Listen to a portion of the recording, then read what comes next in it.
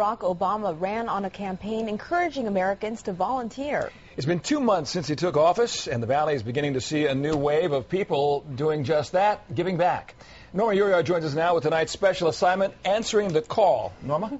Well, Monty and Ariana, we did speak to one volunteer who said this: it doesn't matter how much or how little time you have, or how much or how little experience you have, there is always someone that's going to need the help that maybe only you can give.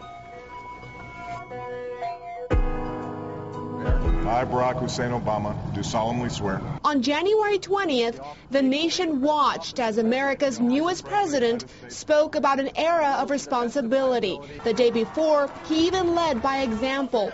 The question now is, are people answering that call? Absolutely. He's actually probably one of my biggest inspirations for volunteering originally. I actually had heard him mention on the campaign trail about AmeriCorps, and before that I had no idea that it even existed.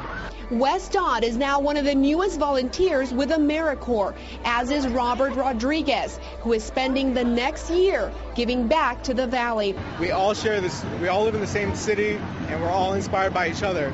So one act of kindness will actually affect everybody.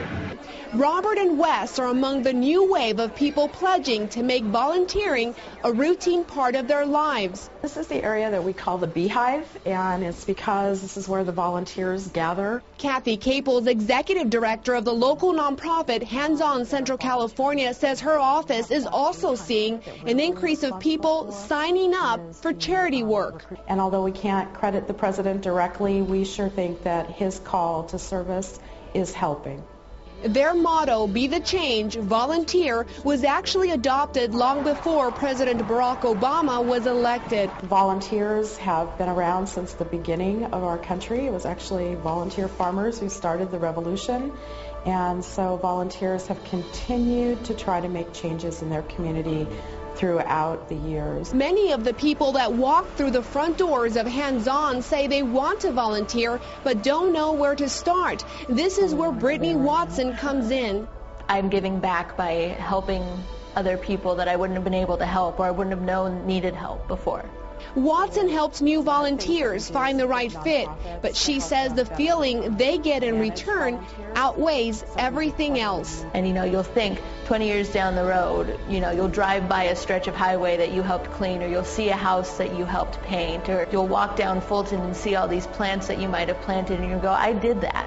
And here's another added benefit. According to a national study, people who volunteer are 42% happier than those who don't.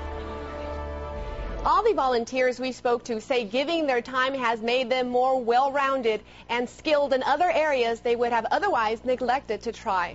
So the hidden rewards, huh, Norma? That's right. Thanks, Norma. And we want to know if the president's call for service has inspired you to volunteer. If so, we'd love to hear from you. Just log on to our website, kmph.com, click on the Make a Change in Your Community icon, and tell us about your experience. Your story could be featured on the 10 o'clock news. And for more on our special